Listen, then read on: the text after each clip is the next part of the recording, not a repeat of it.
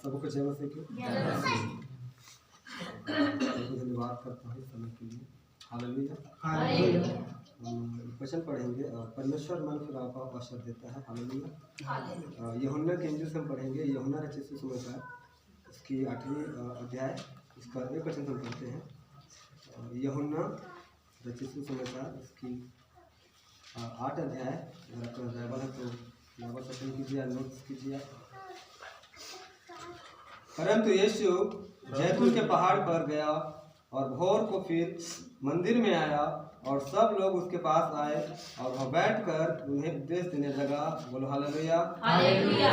ये उस समय की बात है जब प्रभु यीशु मसीह उस जैतून पर्वत पर, जैतून के पहाड़ पर जो इज़राइल से लगभग थोड़ी दूर में है, वहाँ वो उतरे, नीचे आए और भोर के समय यानी सुबह के समय वो मंदिर में आया और सब लोग उसके पास आए और वह बैठकर उन्हें उपदेश देने लगा। उपदेश मतलब शिक्षा देने लगा। हालेलुया। हालेलुया।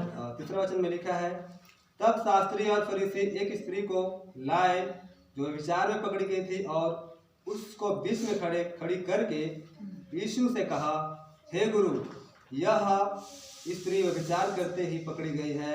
व्यवस्था में मूसा ने हमें आज्ञा दी है कि ऐसी स्त्रियों को पथरवाह करें, तो तू इसके स्त्री के विषय में क्या कहता है? बोलो हालेलुया। यहाँ पर एक कहानी हम देखते हैं, जब प्रभु यीशु मसीह इस धरती पे थे और वो जब उपदेश देते थे तो शास्त्री फरीसी का मतलब होता है जो व्यवस्था को जानते हैं, जो बचपन से ही उस बाइबल के व्यवस्था को जानते हैं। हालेलुया। वो लोग आते हैं और प्रभु यीशु मसीह को कहते हैं कि हे गुरु, व्यवस्था में लिखा है। तो कौन सी व्यवस्था में लिखा है? हम देखेंगे उस वचन को, मेरे साथ निकालेंगे आप सब। लय व्यवस्था 22 अध्याय उसके 10 वचन में हम देखेंगे। फरीसियों ने कहा व्यवस्था में लिखा है, और प्रभु यीशु ने कहा मैं व्यवस्था को लोप करने के लिए नहीं वरन पूरा करने के लिए आया हूँ। हालेलुया। तो व्यवस्था में देखेंगे ये वचन कहाँ पे लिखा है। लय व्यवस्था उसकी 22 अध्याय और उसका 10 वचन इस प्रकार से लिखा हम पढ़ेंगे। लय व्यवस्था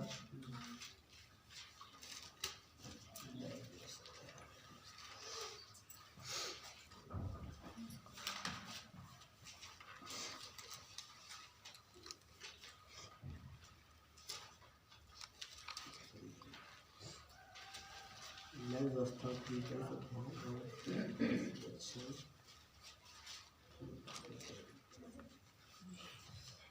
इस प्रकार से लिखा हुआ है, आप सुनेंगे।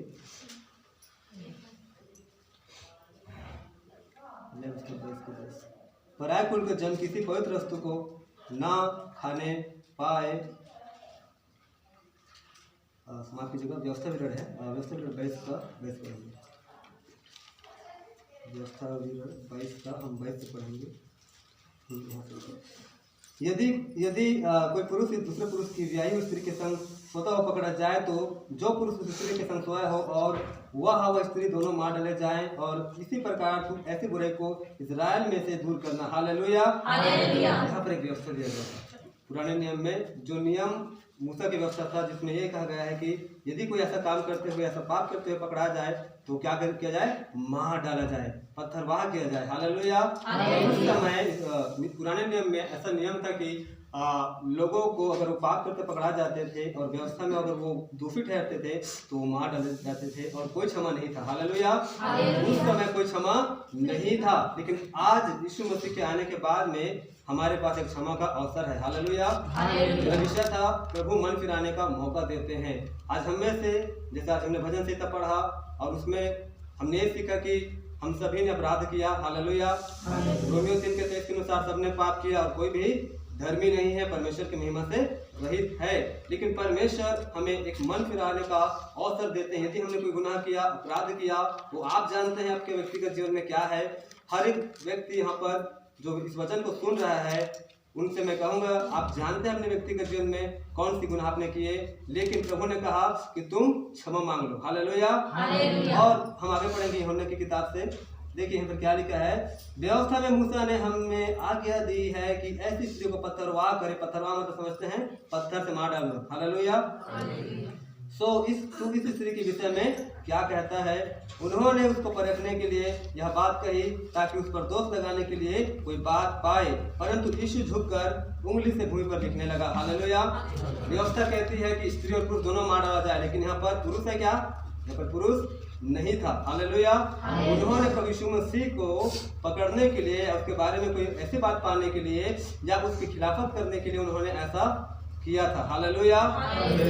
लेकिन उन्होंने प्रभु यीशु मसीह के कोई खिलाफ कुछ भी बातें नहीं पाई, बल्कि प्रभु यीशु मसीह भूमि पर कुछ लिखने लगे और वो उनको जवाब नहीं दे रहे थे। हालेलुया। जब वो बार बार पूछते रहे तो हम आगे पढ़ते हैं, जब वो उससे पूछते ही रहे तो उसने सीधे खड़े होकर उनसे कहा कि तुम में जो निष्पाप हो, मतलब बिना पाप किया हो, वही पहले उसको पत्थर मारे। हालेलुया। एक बार मैं फिर से पढ़ूंगा, ध्यान से सुनेंगे। जब वे उससे पूछते ही रहे, किससे पूछते रहे? प्रभु यीशु मसीह से। हालेलुया। आपका ध्यान है वचन पर?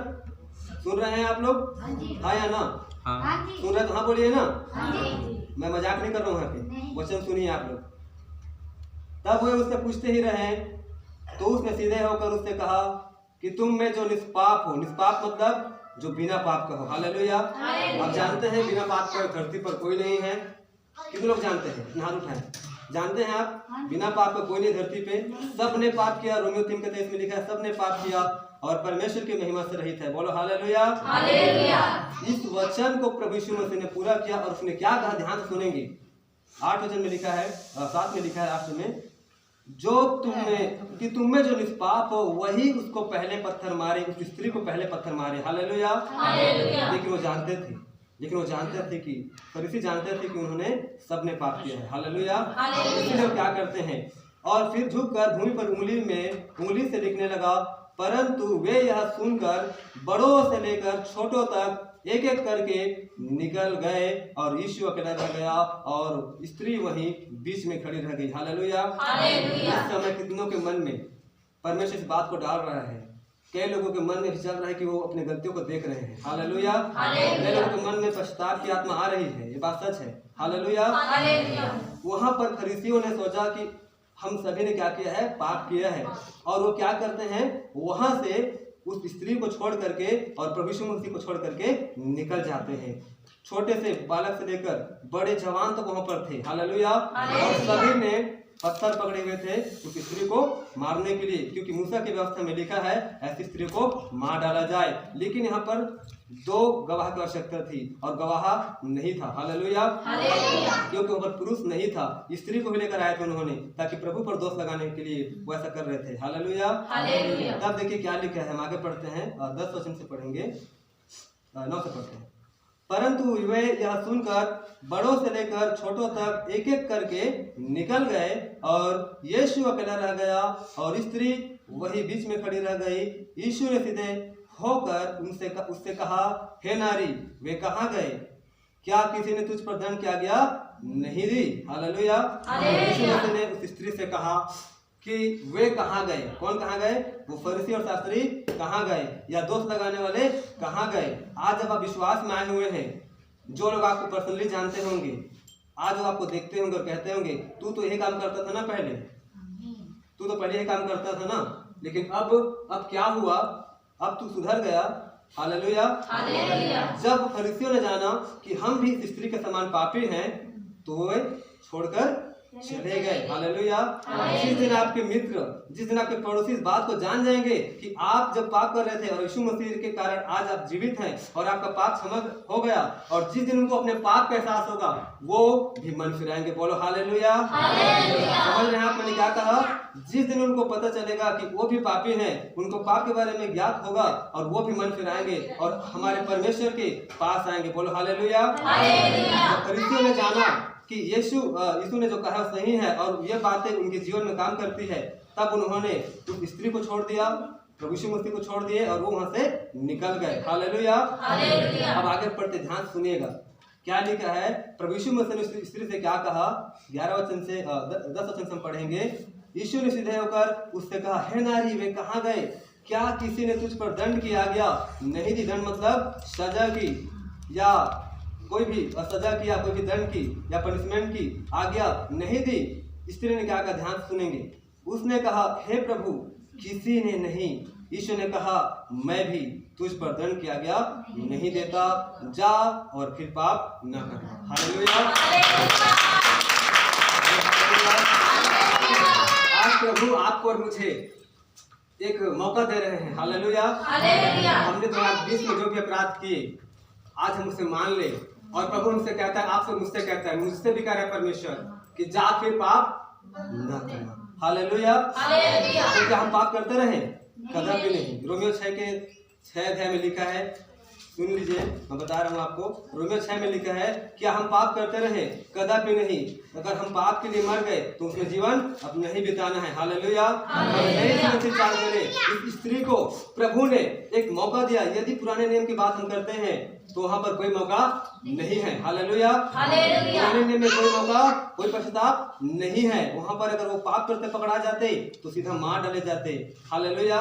लेकिन नए नियम में, इस अनुग्रह के वर्ष में प्रभु ने हमें मौका दिया। एक लास्ट वचन पढ़ूंगा इसी का, यूहन्ना 1 अध्याय और उसका 17 वचन को हम पढ़ते हैं। देखिए क्या कहता है प्रभु। यूहन्ना 1 अध्याय उसका 17 वचन, और लिखा हुआ है यहाँ पे, इसलिए कि व्यवस्था तो मूसा के द्वारा दी गई, परंतु अनुग्रह और सच्चाई यीशु मसीह के द्वारा पहुंची। सब बोलो आमीन। हालेलुया। व्यवस्था यानी कानून या नियम, कानून कायदे मूसा के द्वारा दी गई थी। मूसा कौन था?